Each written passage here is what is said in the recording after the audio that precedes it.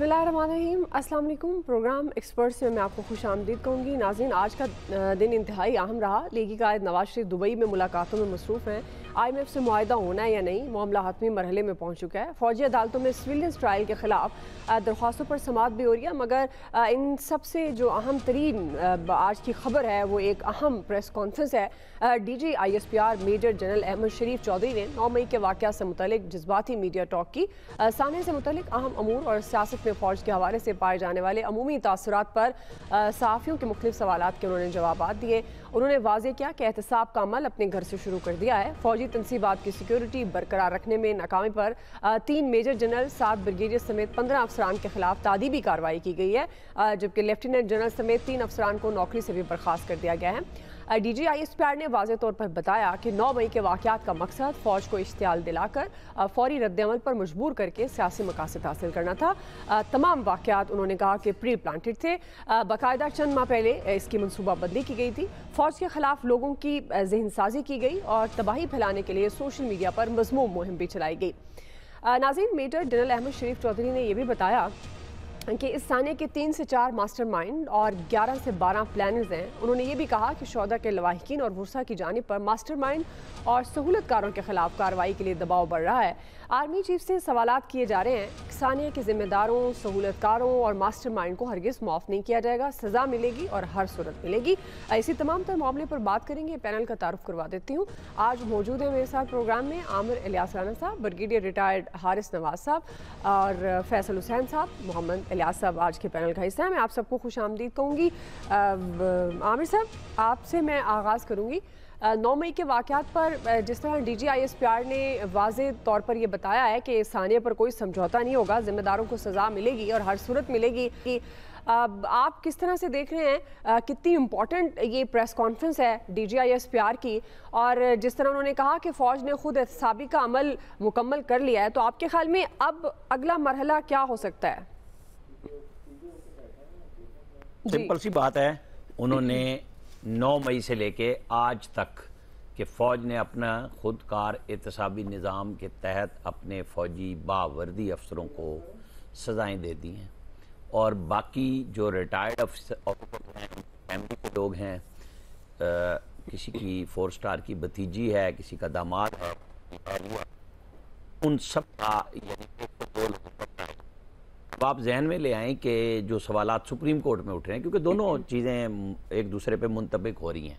वो अपनी जगह एक अमल बता रहे हैं कि हम काम कर रहे हैं, और दूसरी तरफ सुप्रीम कोर्ट में पैरेलल एक इंसानी हकूक़ के नाम पे इन बुनियादी इंसानी हकूक़ के नाम पे अपराध को ट्रायल ना किया जाए।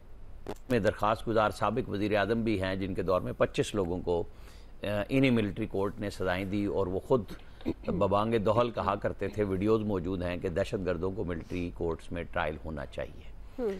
अब इससे बड़ी दहशतगर्दी क्या होगी कि एक मुनज़्ज़म अंदाज में पूरे मुल्क में सिर्फ मिलिट्री इंस्टॉलेशंस पे हमले किए जाएं, और जब इन लोगों को बचाने के लिए लोग सुप्रीम कोर्ट में जाएं तो वो हवाला पता क्या देते हैं? आदवा आपने देखा होगा कि जो दलाइल दिए गए कि जी ये पहले से बता दिया गया कि शवाहिद मौजूद हैं, सबूत मौजूद हैं, और फिर वो अपने ही मातहत अफसर उनके जब सजाएं देंगे तो फिर उनको कौन मानेगा। चलें, ये बात अगर मान लें 1 मिनट के लिए, तो जो नवाज शरीफ का केस था उसके अंदर सुप्रीम कोर्ट ने राय दी, एक जज को ट्रायल पे ऊपर बिठाया, सबसे निचली मातहत अदालत एहतसाब अदालत में दिन और वीक और हफ्ते वो खुद देते थे मॉनिटरिंग जज।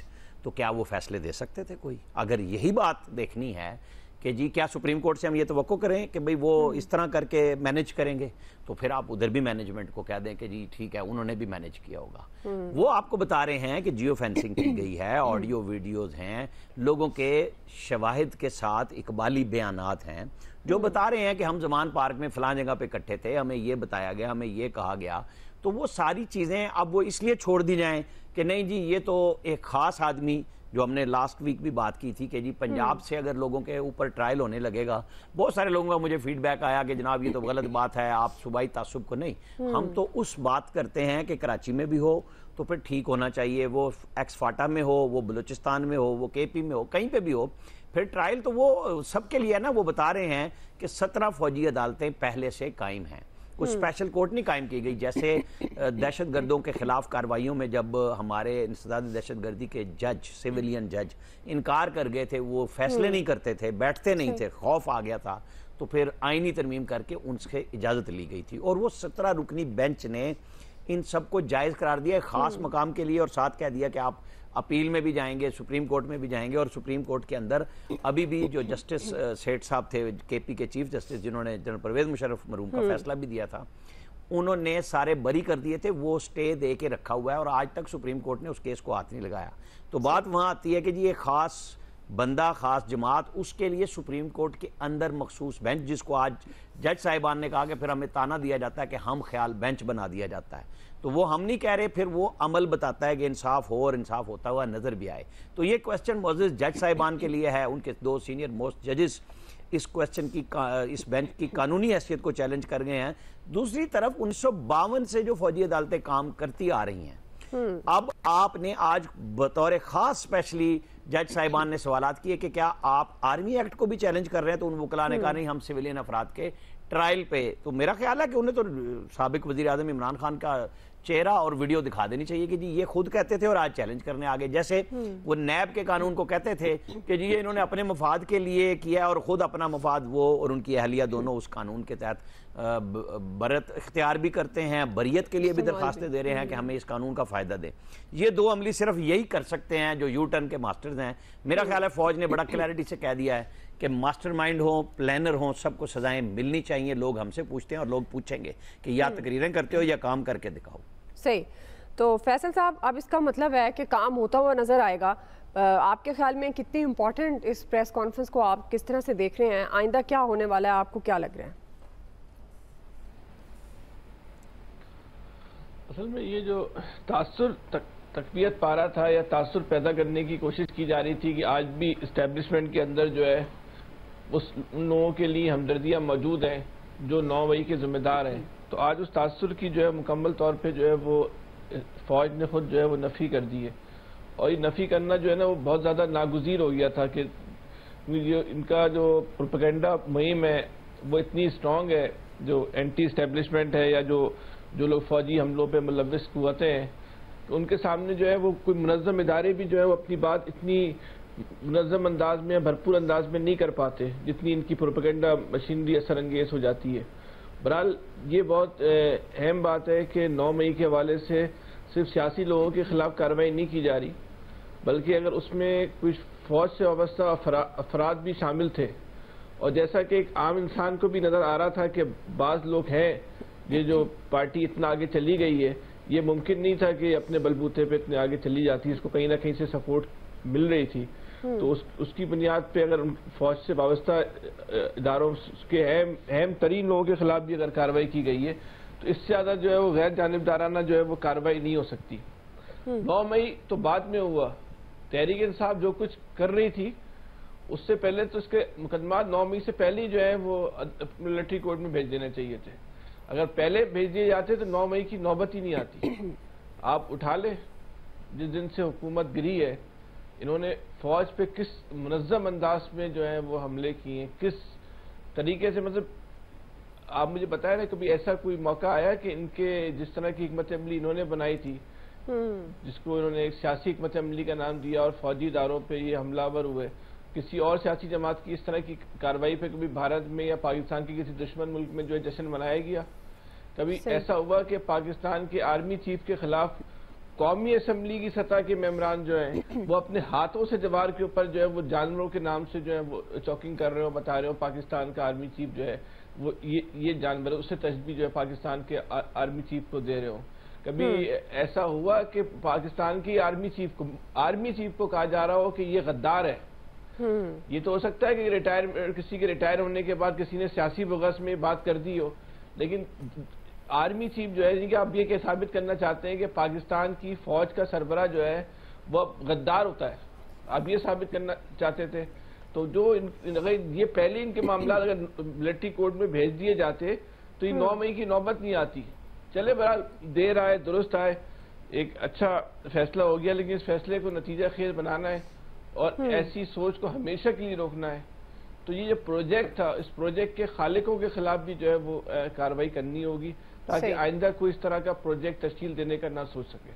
सही जी। ब्रिगेडियर साहब, जिस तरह फैसल साहब कह रहे हैं कि अब इस सारे मामले को नतीजा खेज बनना चाहिए, और DGI-SPR ने भी कहा है कि हर सूरत अंजाम को पहुंचेंगे। इलियास साहब, यही सवाल आपसे, ब्रिगेडियर साहब से अभी रब्ता नहीं हो पा रहा, तो इलियास साहब आपको क्या लगता है कि अब अगला जो मरहला है, क्योंकि खुद एहतसाबी का अमल उन्होंने कहा मुकम्मल कर लिया और अपने ही घर से उन्होंने इसका आगाज़ किया, अब अगला मरहला क्या हो सकता है? ये जो मास्टरमाइंड और बहुत से लोगों के नाम भी अब तो सोशल मीडिया पर बड़ी जल्दी गर्दिश होने लग जाते हैं, अब बचाने के लिए भी टॉप ट्रेंड हैशटैग हो जाता है, तो आपको क्या लगता है कि अब उस तरफ जाने का मामला है? ये जो जिन सिविलियंस के नाम थे इस प्लानर्स में, सहूलतकारों में, मास्टरमाइंड, अब उनकी तरफ कदम, यानी नेक्स्ट जो होगा वो उनकी तरफ होगा? जी बिल्कुल। ये जो अब जो खुद एहतसाबी के बाद जो पाक फ़ौज में जो हुई है, जिन्होंने अपना सबसे पहले किया है, एहतसाब किया है कि जो लोग बातें करते हैं कि नहीं एहतसाब सिर्फ सिविलियन का, तो उन्होंने पहले फ़ौज का एहतसाब किया, ताकि जो 9 मई का वाक़या हुआ जिसमें जिनकी गफलत थी, जिन्होंने प्लानर थे, उनके साथ बातचीत या जो भी है उसकी मुकम्मल तहकीकात करने के बाद आज बताया कि खुद एहतसाबी के अमल में जो लोग सामने आए थे उनको फ़ौज से फ़ारग किया गया। अब जो है जो सूरत हाल है, इसके बाद जो इन्वेस्टिगेशन पहले हुई थी, जिनमें पता चला था मास्टरमाइंड कौन है, किन की कितने कॉलें मिली हैं, ये सब नाम पहले भी आ चुके हैं, अब भी नाम उनके आएंगे सामने कि जिन लोगों ने किया है। ज़ाहिर है मिलिट्री कोर्ट्स में चल रहा है और पूरी जो कोर्ट्स काम कर रही हैं, आज कई सवालों के जवाब मिल गए कि कितनी कोर्ट्स काम कर रही हैं और सुस्त काम तो नहीं होगा, उनको मिलेगा नहीं। बिल्कुल प्लानिंग के तहत ये जो काम जो उन्होंने किया था, जिस तरह मास्टरमाइंड वगैरह के बारे में पता चल रहा है कि जो मास्टरमाइंड ने जो जिस तरह ताने बाने 4-5 महीने पहले बुने थे और किस तरह उन्होंने इक़दाम करने थे, और बिल्कुल सिर्फ हमें पाकिस्तान में नहीं दिखाना था, बल्कि आलमी सतह पर बता रहे थे पाक फ़ौज के बारे में, जो ये कहा जा रहा था कि हम लोग जो अपना दावा करते हैं कि हमारा दिफा बड़ा मजबूत है, उसको दिखाना चाह रहे थे कि जो एक प्लानिंग के तहत किए जा रहे थे, शोहदा की यादगारों को जिसका नुकसान पहुंचाएगा। लेकिन अब ये जो है ताने बाने बुने, ये सारी जो है साइंटिफिक दौर है, इसमें सारी चीज़ें पता चल गई, जियो फेंसिंग से पता चल गया कि किसकी कॉलिंग किस तरह आई हैं, जो जिसको भी है कोर्ट में ये सामने चीज़ें उसको साबित की जाएंगी, दिखाई जाएंगी उनको, तो उसके साथ ही ये चलेगा। अब ये जो चीज़ें कहा जा रही हैं कि जो इनके मास्टरमाइंड थे, जो एक पार्टी के लोग थे या जो बाहर से लोग राब्ते थे इनके, वो सारे क्लियर हो गए हैं। अब उन लोगों की ज़ाहिर है उनकी भी पकड़ होगी, उनका भी एहतसाब का अमल शुरू होगा। ज़ाहिर है पूरी कौम के साथ उन्होंने एक ये खिलवाड़ किया, तो उसमें इनके पकड़े जाने के लिए जो शवाहिद हैं वही काफ़ी हैं।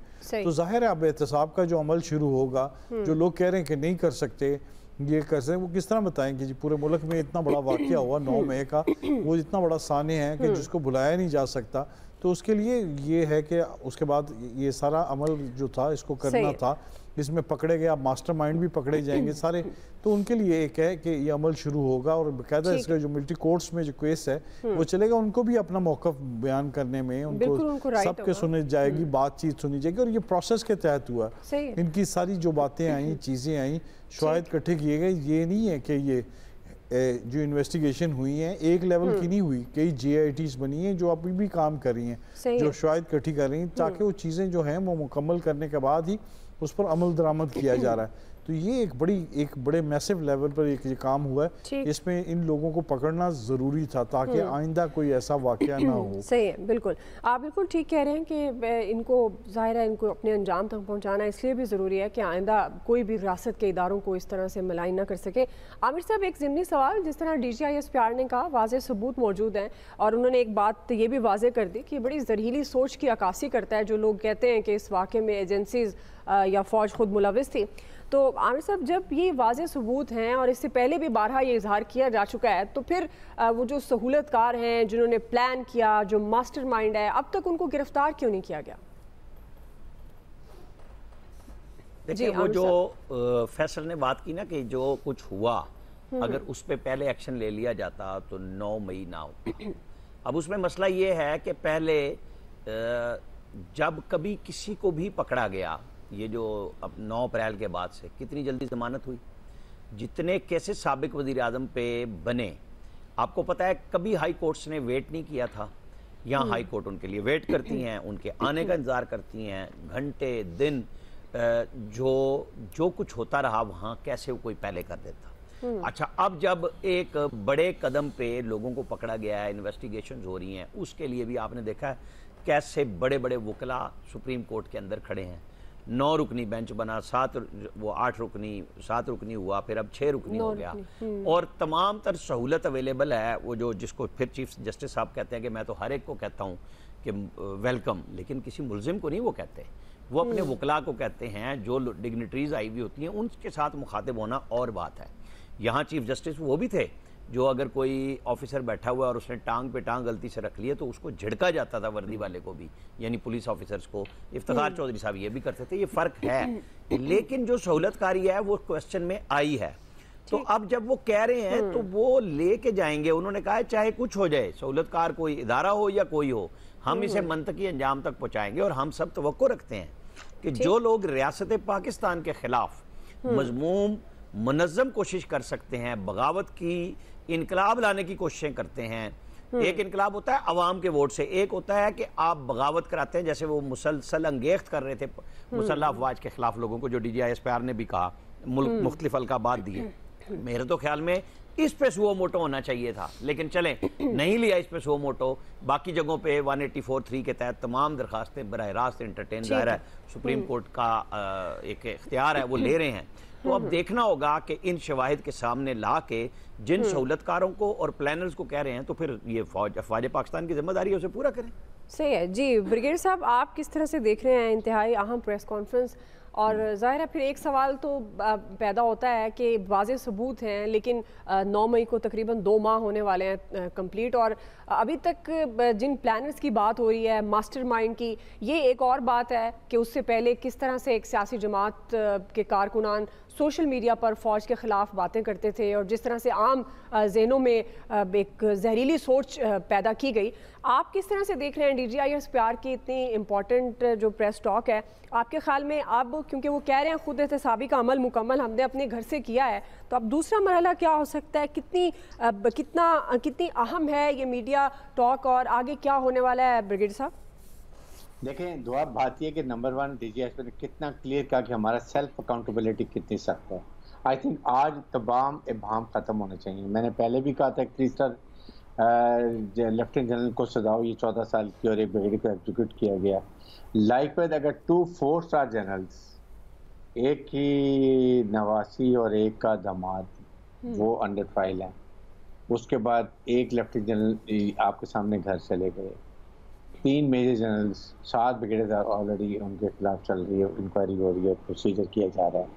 दिस शोज के एस्टेब्लिशमेंट है मिलिट्री आर्म फोर्सेस कितनी सख्त अपने बारे में सेल्फ अकाउंटेबिलिटी करती हैं और सजा देती हैं, और उसको फिर प्रॉपर तरीके से इंसाफ के तकाज़ों को पूरे करते हुए यही। और फिर कल सुप्रीम कोर्ट में हेयरिंग है। अगर आज ये प्रेस कॉन्फ्रेंस, मेरी अपनी असेसमेंट है, आई हैव नो आइडिया कि उनका इस पर कहते हैं कि they have conveyed the message कि how much arm forces are concern about the शोहदा के बारे में, उनकी फैमिलीज के बारे में, यूनिट ऑफ कमांड के बारे में, कितना सख्त एक प्रॉपर था ये एक्शन, ये ट्राई किया गया कि खुदा न खास्ता अगर फौज के लोग जो हैं वो ओवर रिएक्ट कर जाते और ज़्यादा ख़राब होते तो उनके क्या अज़ाइम थे, क्या करना था, वो क्लियर हो गया। उसके बाद कि जी इसके ऊपर formation commander conference, core commander conference, यही बात की गई कि जी इस पे हम बड़ा सख्ती से अमल करेंगे और जो भी प्लानिंग एग्जीक्यूटिव सुझाव भी देंगे। साथ ये भी कहा कि वी वांट के जो पॉलिटिकल लोग हैं वो बैठें और बैठ के हल निकालें, इकॉनमी के बारे में बात की जाए। जहाँ भी पाकिस्तान की रियासत का मामला आता है फ़ौज साथ खड़ी होती है, और जो एक दरार डालने की कोशिश की वो बहुत ख़तरनाक अमल था, जिसको अल्लाह का शुक्र है कि उसको अवॉइड कर दिया गया बड़ी कुछ जो भी थे पेशा वाराना तरीका से। तो मेरे ख्याल में अब ये सुप्रीम कोर्ट को सोचना, मैं कल भी कहा था, देखिए चीफ जस्टिस को रियलाइज करना चाहिए, पहले 11 लोग का जजेस का फैसला है, आप अगर फुल कोर्ट बना देते तो वो डिसीजन इम्प्लीमेंट भी होता। और अभी आपके सामने राना सनाउल्लाह ने क्या क्या, हम तो इसको मानेंगे नहीं, इरफान कादर साहब ने यही कहा, ख्वाजा आसिफ ने बड़ी तस्दीक की। तो why to give a chance, आपस में शो करें यूनिटी। जो काजी फायदी साहब बैठे हैं वो भी दोनों जो डेजिग्नेट हैं और सिटिंग है चीफ जस्टिस, बैठ के लोगों को, पाकिस्तान के अवाम को बताएं कि वी हार्मोनाइज, हमारी अंडरस्टैंडिंग है लॉ के बारे में, कानून के बारे में, उसमें कोई अभाम नहीं है। बजाय इसके कि एक अननेसेसरी ये बातें छेड़ी जाएं, उसके बाद ये कि नजर आए और फिर फौज में इंसाफ के तकाजे पूरे होते हैं। आपके सामने बार बार उन्होंने यही कहा कि उसके पास हाई कोर्ट भी है, सुप्रीम कोर्ट भी है, पहले लोगों को भी छोड़ा गया है और लॉयर भी दिया जाएगा। इंटरनेशनल कोर्ट ऑफ जस्टिस में पहले गुलफिर जयदेव की बात भी की गई।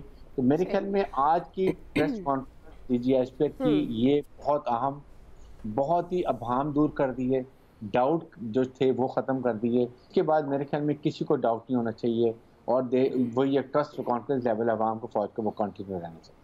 बिल्कुल आप सही कह रहे हैं ब्रिगेड साहब, और वाकई जो इस थाने में मुलविस थे उनको कैफरे किरदार तक पहुंचाना चाहिए ताकि आइंदा कोई भी चंद लोगों का जो ग्रोह है या ग्रुप है वो इस तरह से रियासती इदारों को पर चढ़ाई ना कर सके। और अब जिस तरह एक्सपर्ट्स ने भी कहा कि इंतहाई अहम ये प्रेस कॉन्फ्रेंस थी और अब आगे देखना है कि आइंदा अगला जो मरहला है वो इसका क्या होगा, क्योंकि DGISP ने बड़े वाज़ेह तौर पर कह दिया है कि खुद एहतसाबी का अमल उन्होंने घर से आगाज़ किया और वो मुकम्मल कर लिया है। अब देखना है कि अगला मरहला क्या होगा। अभी एक ब्रेक ले लेते हैं, ब्रेक से वापस आएंगे। दूसरा सवाल, दुबई मुल्की सियासत का गढ़ बन गया। नवाज शरीफ की दुबई में मुलाकातें, जरदारी साहब और बिलावल भुट्टो भी वहाँ पर मौजूद हैं। ये दुबई में चल क्या रहा है और दुबई में क्या बड़े फैसले, सियासी फैसले मुतवक्के हैं, इस तमाम तर मामले पर बात करेंगे, राय लेंगे ब्रेक के बाद।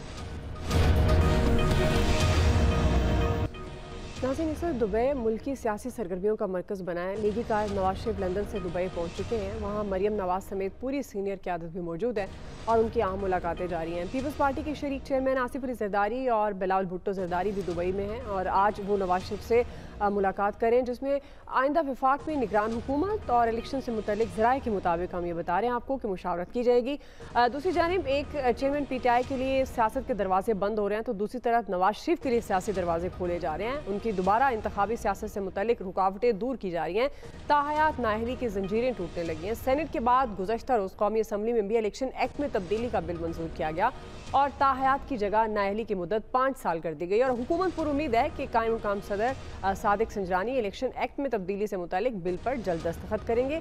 कानून साजी के बाद नवाज शरीफ और जहांगीर तरीन के लिए मुबारकबादों का सिलसिला जारी और ये दावे सामने आ रहे हैं कि वो कानून साजी मुकम्मल होने पर नवाज शरीफ इलेक्शन लड़ने के अहल हो जाएंगे। मगर कानूनी माहिरीन ये दावा कर रहे हैं कि आईनी तरमीम के बगैर आम कानून साजी से ताहयात नाअहली ख़त्म नहीं हो सकती। ब्रिगेडियर साहब, मैं आपसे आगाज़ कर रही हूँ। सबसे पहले तो ये कि आपको क्या लगता है इस वक्त जो दुबई एक मरकज़ बना हुआ है सियासी सरगर्मियों का, लीगी रहनुमा भी वहाँ पर मौजूद हैं, नवाज शरीफ, मरियम नवाज साहिबा भी और पीपल्स पार्टी भी वहाँ पर मौजूद है, अहम मुलाकातें हो रही हैं, तो क्या बड़े फैसले मुतवक्के हैं? और ये जिस तरह से नाअहली से मुतालिक कानून साजी के बाद आप समझते हैं कि नवाज शरीफ की वापसी का रास्ता क्लियर हो गया है और जो तमाम रुकावटें थी वो दूर हो गई हैं? क्योंकि कानूनी माहिरीन ये कह रहे हैं कि आईनी तरमीम के बगैर कानून साजी से ताहयात नाअहली ख़त्म नहीं हो सकती।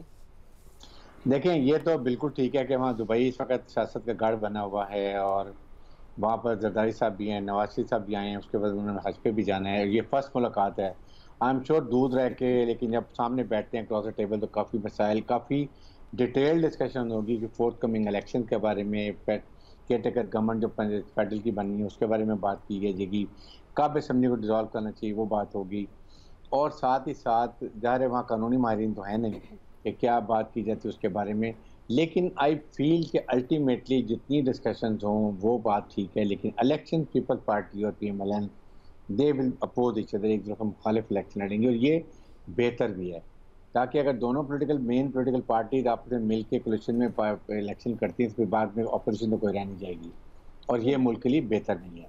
सेकेंड, एज फार एज देखें, अगर जो ज़्यादा जो लॉयर वो यही बात कर रहे हैं कि 2/3 मेजॉरिटी चाहिए इसके लिए, ये आइन में तरमीम करने के लिए है, और मेरे अंदाजे में अभी से लॉयर्स ने और कुछ लोगों ने ये पिटीशन तैयार कर ली होगी सुप्रीम कोर्ट में डालने के लिए कि ये मुतरातिफ है ये आइन के 2/3 मेजॉरिटी के कि जी इसको इस तरीके से चेंज कर दिया गया है, क्योंकि ये इंडिविजुअल स्पेसिफिक की वो बात कर रहे हैं।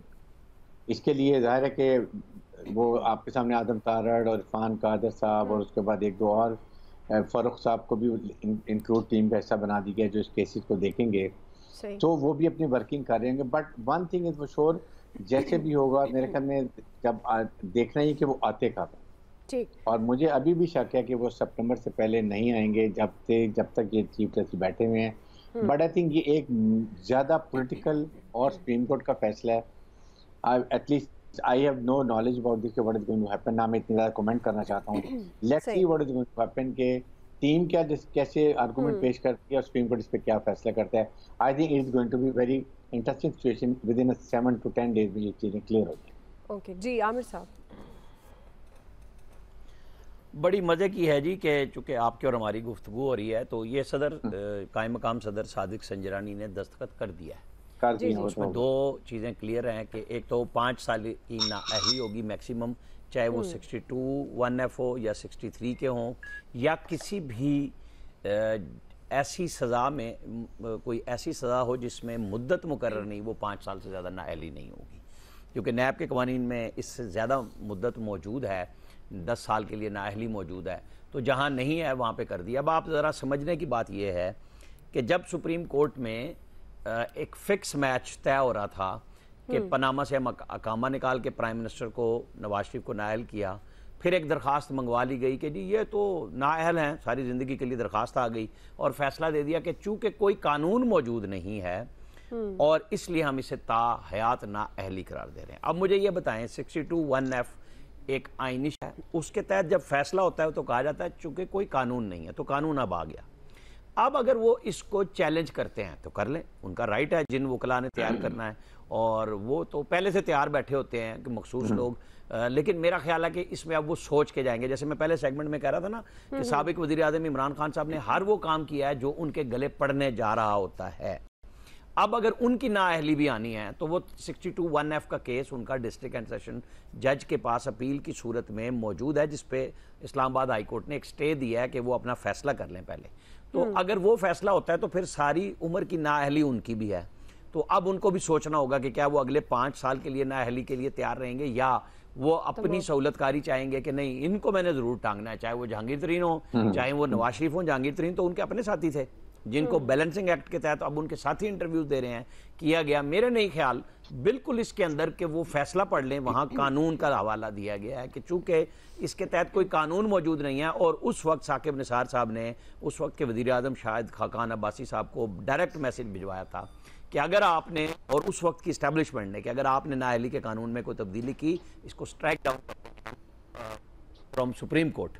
तो वो जिस पे मैं शाहिद खाकान पे बात करता हूँ कि जरूरत होती तो उस वक्त उन्हें फैसला करना चाहिए था, चाहे वो ख़त्म कर देती, पार्लियामेंट दोबारा कानून बना सकती है। पार्लियामेंट के कानून बनाने पे कोई कदगन नहीं है कि वो कोई कानून किस तरह का, जहाँ कदगने हैं वो बिल्कुल क्लियर हैं कि वो पार्लिमानी सिस्टम के अलावा कोई कानून नहीं बना सकती, वो रहेगा। पाकिस्तान की रियासत का सदर और वज़ीर आज़म मुसलमान होंगे, वो रहेंगे। आप उन चीज़ों को तब्दील नहीं कर सकते, बाकी सब आप कर सकते हैं। तो आप उसमें नहीं गए, आज चली गई पार्लियामेंट ने वो कानून बना दिया, ठीक है। अब देखते हैं सुप्रीम कोर्ट में चैलेंज होता है, वो इसको एंटरटेन करते हैं नहीं करते। पहले एक कानून जो चीफ जस्टिस की ज़ात से मुंसलिक हुआ, उन्होंने उसको कानून बनने से पहले स्टे ऑर्डर करा दिया 8 रुकनी बेंच से, आज तक वो उसके मसले से नहीं निकले, क्योंकि उनके सीनियर मोस्ट जज ने, जो नामजद चीफ जस्टिस है, उन्होंने वाजे किया कि आपको पहले उसका फैसला देना होगा, वरना ये बेंच नहीं है। क्योंकि ये 184(3) के तहत आना है, तो वो 3 जज साहिबान फैसला कर सकते हैं, क्योंकि वो गजट नोटिफिकेशन हो चुका हुआ है। तो ये बड़ा अच्छा इशू है, डिबेट हो रही है। चीफ जस्टिस जाते हुए छुट्टियों पे, चूंकि वो कहीं पे भी नहीं गए अपने पूरे टेन्योर में कि कहीं काजी फायद ईसा कोई एक दिन भी कायम मकाम चीफ जस्टिस बन जाए। उन्होंने वो रिवायत भी खत्म की, जो सीनियर मोस्ट जज होता है वो बेंचेस बनाता है, वो भी उन्होंने सिलसिला खत्म कर दिया। वो हम ख्याल का जो सवाल उन्होंने उठाया वो उनके अपने ऊपर इसलिए लागू हो गया कि वो नजर आ रहा होता है। तो बड़ी अच्छी दिलचस्प डिबेट है। नवाज शरीफ हो, जरदारी हो, वो दुबई में बैठे, मैं बिल्कुल आखिर में उस सवाल की तरफ आ जाऊं कि जी वो बैठेंगे, वो मैं आपको पहले भी कह चुका कि यही अपोजिशन करेंगे दोनों एक दूसरे के, और डट के करेंगे, और आप और हम उसको समझेंगे, नजर भी आएगा, क्योंकि ये दोनों मुख्तलिफ ब्रीड से हैं, ये इकट्ठे हो नहीं सकते। अब वो कट टू साइज पीटीआई अपने आप को 9 मई में खुद ले गई, मजीद कितनी होगी, क्या डाउन होगा, वो आने वाले दिनों में हमें पता चलेगा। लेकिन वो कोशिश करेंगे जरदारी साहब के पंजाब में पेनिट्रेशन जितनी हो सके, लेकिन मेरा ख्याल है उन्हें मिलेगी नहीं। हाँ, निगरान वजीर आजम के ऊपर उन लोगों का आपस में इत्तफाक राय का इम्कान है, क्योंकि कई निगरान वज़ीर आज़म के उम्मीदवार इस वक्त दुबई में भी हैं। सही है जी। बिल्कुल आप ये बात भी दुरुस्त कर रहे हैं कि कायम मुकाम सदर ने बिल पर दस्तखत कर दिए हैं। फैसल साहब, आप किस तरह से देख रहे हैं? आपको लगता है कि अब नवाज शरीफ साहब के लिए मुश्किलात हल हो गई हैं? अब वो जो लीगी रहनुमा दावा भी कर रहे हैं कि हमारे प्राइम मिनिस्टर नवाज शरीफ होंगे, और ये जो दुबई में हो रहा है, आपको क्या लगता है, क्या अहम फैसले हो सकते हैं? क्या जरदारी साहब और क्या ये इत्तेहाद की सूरत में, ये जिस तरह आमिर साहब भी कह रहे हैं, ब्रिगेडियर साहब भी, कि हम देखेंगे कि ये डट कर एक दूसरे की ऑपोजिशन भी कर रहे होंगे, कोई एक हुकूमत में होगा, तो आपको क्या लग रहा है ये सारी ये जो अहम मुलाकातें हो रही हैं और साथ साथ नवाज शरीफ की जो नाअहली का मामला है, आप इस बात से ज़ाहिर है ये एक कानूनी माहिरीन ये दावा कर सकते हैं जो कि कह रहे हैं कि ये आईनी तरमीम के बगैर पॉसिबल नहीं है कि आम कानून साजी से तायात नाअहली ख़त्म नहीं हो सकती। आप इसको किस तरह से देख रहे हैं सारे मामले को, फैसल साहब?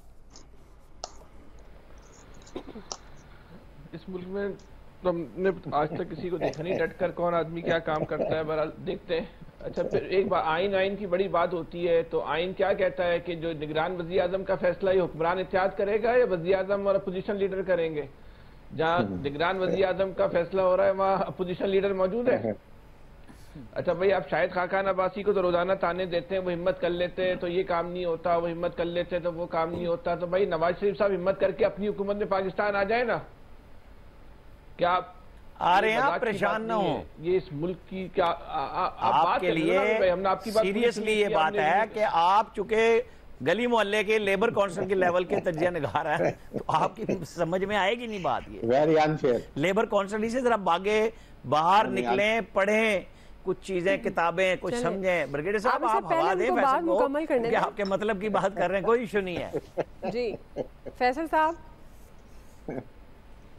ये है बात, मसला ये यहाँ तो साथियों से भी बात करो, सियासतदान भूल गए बेचारे, जवाब दो, किस किस को आदमी जवाब दे। चले, अब बात यह है कि इस मुल्क में कोई इज्जत नफ्स, इस मुल्क की खुद मुख्तारी कुछ बची है इस मुल्क के अंदर? आप मुझे एक बात बताएं, सोचें अगर तुर्की के फैसले या बांग्लादेश के सियासी फैसले क्या अभी आपने सोचा किसी और मुल्क के अंदर होते हैं? क्या आपने सुना कि पाकिस्तान में बांग्लादेश के सारे हुक्मरान जमात तो पोजीशन में नहीं है क्या? इस मुल्क में माशाल्लाह, इस मुल्क में माशाल्लाह लगा हुआ है। ये जो बैठ के दुबई में फैसले कर रहे हैं, इस मुल्क में क्या सियासी आजादी पे जो है वो कोई कदगन है जो दुबई में बैठ के फैसले हुक्मरान जमात कर रही है, अपोजिशन नहीं बैठी हुई? बड़ी अहम तरीन बात जो है ये तो हमने सुना था कि अपोजिशन जो बैठ के दुबई में, पाकिस्तान के बाहर बैठ के लंदन प्लान और दुबई प्लान और अमेरिका प्लान बनता था। ये पहली हुकूमत है जो पाकिस्तान से बाहर बैठ के दुबई प्लान बना रही है। ये आप इस मुल्क को क्या साबित करना चाहते हो कि इस मुल्क में जो है वो किसकी हुक्मरानी है? आप क्या साबित करना चाहते हो कि इस मुल्क में क्या जमहूरियत नहीं है? और ये कौन साबित कर रहा है? ये हुकूमत साबित नहीं कर रही, ये सॉरी अपोजिशन साबित नहीं कर रही, ये हुकूमत साबित कर रही है कि आप दुबई में बैठ के जो है ना फैसले कर रहे हो कि अपोजिशन लीडर कौन होगा। अब भैया आइन में तो लिखा हुआ है अपोजिशन लीडर जो है वो वजीर आजम अपोजिशन लीडर बनाएगा, तो फिर हम क्या मान लें कि अपोजिशन लीडर भी आपकी कठपुतली है? जो लोग कहते हैं ये वो लोग हैं कि अगर कोई इस मुल्क में सही आपके नाम मानने से क्या हो जाएगा, तो अपने अमल से साबित करते हैं कि इस मुल्क में जो है कोई जमहूरी हुकूमत नहीं है। अगर इस मुल्क में कोई अच्छा काम होने जा रहा है, कोई इदारे गैर जानिबदार हो रहे हैं, तो ये वो लोग हैं जो साबित करते हैं नहीं क्यों? ये सियासी लोग नहीं है, ये खौफजदा लोग हैं, ये डरे हुए लोग हैं, ये सहमे हुए लोग हैं। बस 4-5 लोग इनके चमचे जो टीवी पे बैठ के बातें कर लेते हैं, उनकी बातों से फर्क नहीं पड़ता। अमली तौर पे आप देखें इस कौम को क्या पैगाम जा रहा है कि इस मुल्क की जो लीडरशिप है, इस मुल्क की जो सियासतदान है, मैं एंजॉय करता हूं ब्रिगेडियर साहब, मैं नहीं चिढ़ता, कितने कमजोर हैं, कितने नातवा हैं कि वो हुकूमत में भी होके जो है वो अपने मुल्क में नहीं आ सकते। एक हाकिम हुक्मरान जो ये तय करता है कि इस मुल्क का वज़ीर आज़म कौन होगा, जो ये तय करता है कि इस मुल्क में पॉलिसियां क्या बनेंगी, जो ये तय करता है कि इस मुल्क में आर्मी चीफ कौन होगा, वो आदमी पाकिस्तान नहीं आ पा रहा। भाई कमाल है। जी इलियास साहब, जी उसकी हिमायत भी की जा रही है इस बात की। मियां नवाज शरीफ साहब का आना तो अब अंदाजा हो जाएगा। जी जी इलियास, मियां नवाज शरीफ साहब का आना बड़ा जरूरी है मुस्लिम लीग का, मुझे अंदाजा है आप वही पॉपकॉर्न खाएं। ये अब देख लें क्योंकि मुस्लिम लीग नून की जानिब से अब ये जरूरी हो गया कि आपको ज्यादा लग रही है तकलीफ, आपका तो मियां नवाज शरीफ साहब को लेके आए, क्योंकि उन्होंने अगर इलेक्शन में सीटें लेनी है तो उनको लाना पड़ेगा मियां नवाज शरीफ साहब को। तो उसके लिए जाहिर है कमेटी बना दी है, प्राइम मिनिस्टर साहब ने वो देख रही लीगल सारे। लेकिन ये जो दुबई में मुलाकातें हैं ये बड़ी अहम है दोनों सियासी जमातों के कि मुस्तकबिल में ये इकट्ठे इलेक्शन में आ सकेंगे नहीं आ सकेंगे। क्योंकि अभी तक जो सुनने में आ रहा है कि काफ़ी सीटें एक दूसरे से एडजस्ट करना चाहते हैं, ना सिर्फ सिंध में, पंजाब में, दूसरे सूबों में। तो ये जो सूरत हाल है, देखें अगला प्राइम मिनिस्टर दोनों में से कौन होगा। तो इस बात पर इत्तेहाद होते दिखाई नहीं दे रहा, क्योंकि मुस्लिम लीग नून चाहेगी कि उनके प्राइम मिनिस्टर मियां नवाज शरीफ साहब हो और उधर से बिलावल साहब का होगा।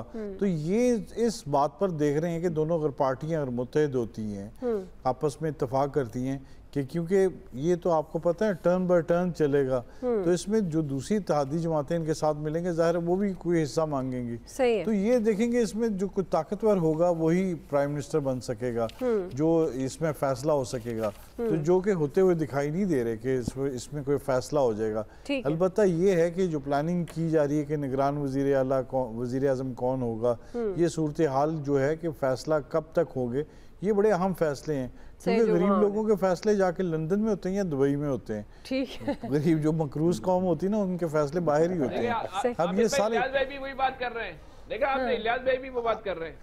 अब इनको आमिर भाई भी हमारे नहीं, तो मैंने ये कब कहा है कि ये बात क्यों कर रहे हैं? तो मैं तो नहीं चिढ़ता, बिल्कुल इनका राइट है कि ये बात करें। अब इन लोगों को देखना चाहिए, इन लोगों को देखना चाहिए। नवाज शरीफ हो, वो लंदन बैठे, दुबई बैठे, मैं तो नहीं चिढ़ रहा। फैसले इधर ही होने चाहिए। ठीक है जी, पॉपकॉर्न अगर हम नहीं कह रहे फैसले इधर होने चाहिए। जी बिल्कुल आपकी बात दुरुस्त है, अपने मुल्क में ही होने चाहिए।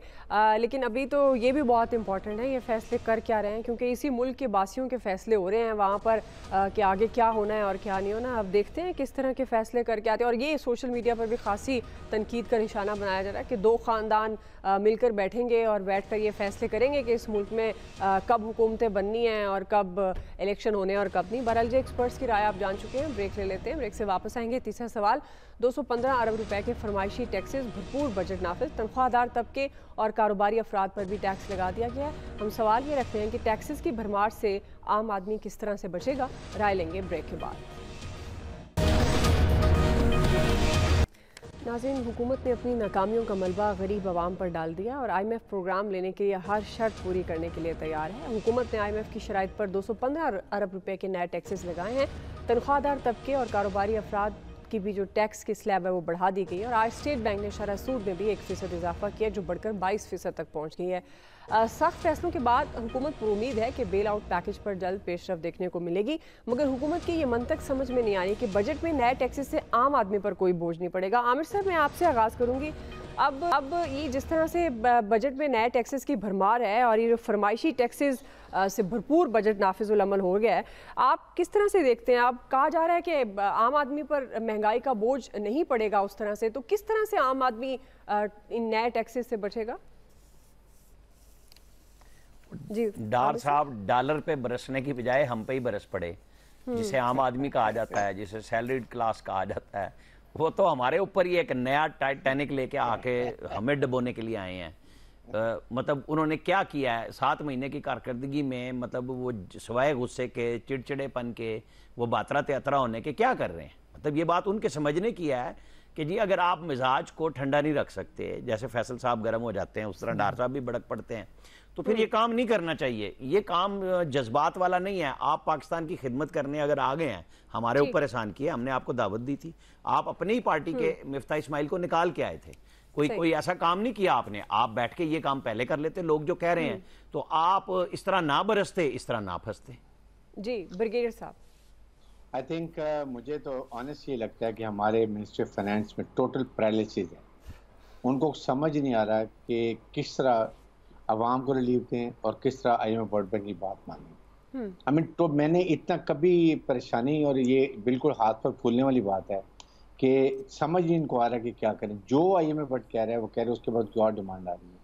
सही। आप खुद सोचें कि किस तरीके से आपने अपने हाथ को ठीक करना है, कैसे आपने विदिन बचत करनी है, और वो IMF वर्ल्ड को बताएं कि जी हमने ये बचत कर ली है, इसलिए हमें ये 212 अरब रुपए के टैक्स हम नहीं लगाएंगे। कहीं तो वो खड़े हुए for stand as a nation, और ये मेरे ख्याल में बहुत अफसोसनाक बात है। और कारकर्दगी सागदार की बिल्कुल जीरो है, एंड इनको खुद समझना चाहिए। और मेरे ख्याल में ऑनेस्ट आई फील कि उनको रिजाइन कर देना चाहिए। फैसल साहब, असल में इसाकदार साहब में और आमिर साहब में एक मवासलत है।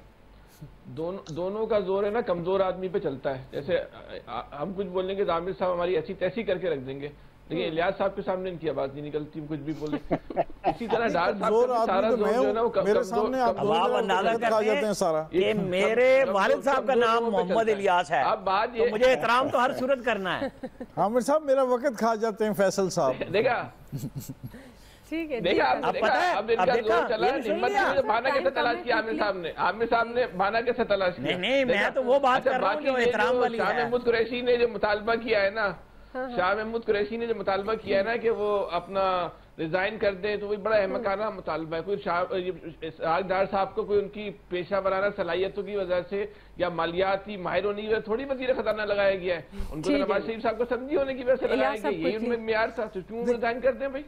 देखें जी सूरत हाल था, बजाय कि टैक्स की बेस बढ़ाते मजीद टैक्स गुजार तलाश करते ने, लेकिन जो कि माजी में भी नाकाम रहे, ये इन्होंने बड़ा काम किया और अब भी कुछ नहीं, नए टैक्स गुजार नहीं ढूंढे और पुराने टैक्स गुजारों पर वही बोझ डाल दिया।